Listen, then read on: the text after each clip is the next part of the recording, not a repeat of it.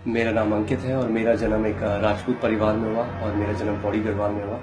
और मुझे याद है जब मैं छोटा था तब से मेरी मम्मी के अंदर एक आत्मा का वास था और हम सब लोग उस आत्मा की पूजा करा करते थे, क्योंकि हमें ये बताया गया था कि वो परमेश्वर है, वो देवी है। और एक रात जो मुझे अच्छे से याद है, उस रात 3 बजे मेरी नींद खुली, क्योंकि मैंने अपनी मम्मी की चिल्लाने की आवाज़ सुनी।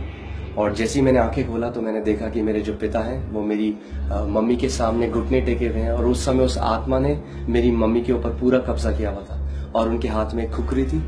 और मेरे जो पिता हैं वो भीख मांग रहे थे और समय मांग रहे थे कि जो चढ़ावे उस आत्मा ने मांगे थे वो चढ़ावे चढ़ाने में मेरे पापा असमर्थ रहे उस समय के बीच में। और मुझे याद है कि हमारे तीसरा सेमेस्टर चल रहा था और अगले दिन हमारा इंजीनियरिंग ड्राइंग का एग्जाम था और उस रात 1 बज रहे थे और हम सब पढ़ाई कर रहे थे। और जैसे ही मैंने अपनी आंखें बंद करी, जैसे ही मैंने बिस्तर पे अपनी आंखों को बंद किया, अचानक मुझे दरवाजे में नॉक सुनाई दिया। और जब मैंने आंखें खोली तो कोई भी उस कमरे में नहीं था। वो एक आत्मिक एक्सपीरियंस था, उस समय मुझे वो पता नहीं था। और जैसे ही मैं दरवाजे की तरफ गया और खोला मैंने दरवाजे को, तो मैंने वहाँ पे एक स्त्री, एक औरत के फिगर को देखा। मगर वो इंसान जैसी दिखती तो थी मगर इंसान नहीं थी, क्योंकि उसकी जो आंखें थी वो जैसे ब्लैक होल होता है वैसे थी। और वहाँ पे मुझे टेंजिबल हेट्रेड, टेंजिबल जो नफरत है वो मुझे महसूस हो रही थी। और मैंने उस दरवाजे को बंद करने की कोशिश करी और जो वो आत्मा थी उसने दरवाजे को धक्का दिया और मैं गिर गया और उसने आके मेरे यहाँ पे काटा। और जैसे ही यहाँ पे काटा मैं उठ गया और जैसे ही उठा मेरी गर्दन में यहाँ पे दर्द हो रहा था और मैं अपने सारे दोस्तों के पास गया और मैं रो रहा था, क्योंकि मैं बहुत डर गया था। और मैं उनसे कह रहा था कि ये मैंने देखा है, और वो कह रहे थे कि ये एक नाइटमेयर होगा, एक बुरा सपना तुमने देखा होगा और सो जाओ। और सुबह तक मैं सो नहीं पाया। तो मैं जितनी आरतियां, जितनी प्रार्थनाएं, जितने मंत्र मुझे याद थे मैं वो सब बोलने लग गया, मगर मुझे सुबह 4 बजे तक जो है मेरे को नींद नहीं आई। और अगली सुबह जब मैं कॉलेज गया, उस दिन मुझे दौरा पड़ा और मैं कॉलेज में गिर गया। और उसके बाद मुझे जो दौरे पड़ने वो शुरू हो गए।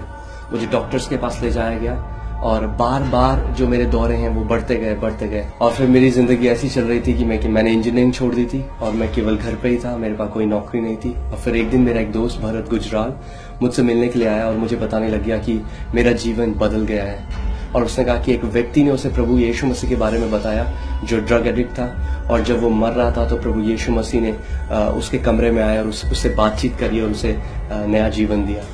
और जैसी भरत ने मुझे ये बात बताई, वो सारी पुरानी मेमोरी, वो सारी यादें, जब मैं परमेश्वर के साथ वो कनेक्शन, वो रिश्ता चाहता था, वो सारी आ गई। और मैंने भरत से कहा कि मैं भी चाहता हूँ उस व्यक्ति से मिलना। उस व्यक्ति ने कहा कि क्या तुम एक चेंज चाहते हो अपने जीवन में? और वो एक ऐसे शब्द थे जो मेरे अंदर, मुझे ऐसा लगा कि उन शब्दों ने मुझे हिट किया और मैंने कहा हाँ, मैं एक बदलाव, एक चेंज चाहता हूँ अपने जीवन में। तो उस व्यक्ति ने कहा क्या तुम अपना दिल खोलोगे, क्या तुम प्रभु यीशु मसीह को अपने दिल में जगह दोगे?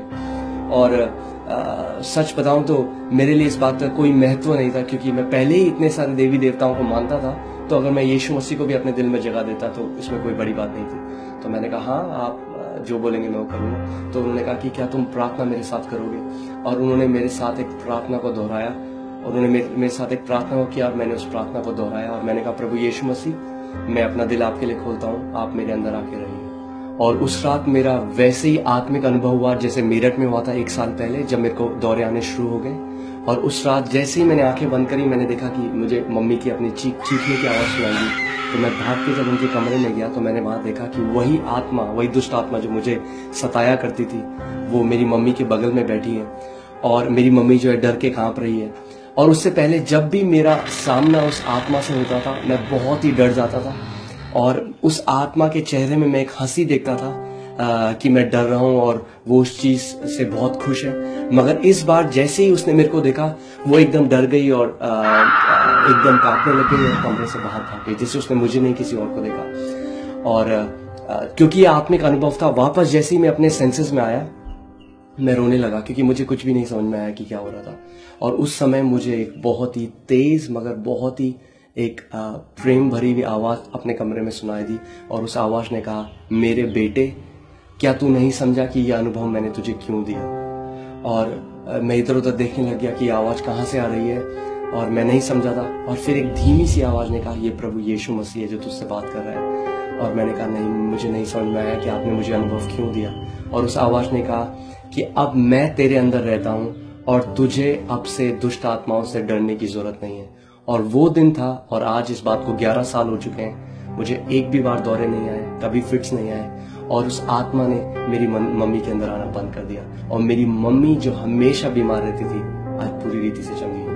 और जो कोई भी मेरी आवाज को सुन रहा है, मैं इस समय आपको एक चुनौती देना चाहता हूँ। अगर आप सच में परमेश्वर को तलाश रहे हैं, अगर आप सच में जानना चाहते हैं कि वो परमेश्वर कौन है जिसने इस ब्रह्मांड को बनाया, तो आप सच में एक प्रार्थना को करिए और आप करिए, परमेश्वर जो तूने इस ब्रह्मांड को बनाया है, जो जीवित परमेश्वर है, मैं उसे जानना चाहता हूँ। और जब आप ऐसा करेंगे तो परमेश्वर अपने सत्य को आपके ऊपर प्रकट करेगा और आप उसे पालेंगे।